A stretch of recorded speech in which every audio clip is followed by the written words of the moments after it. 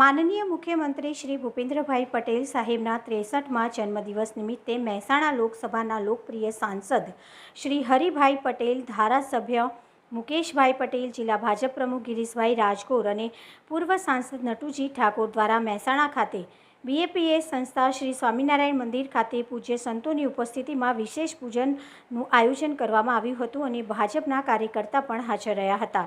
Rana Virendrasinh, Mehsana.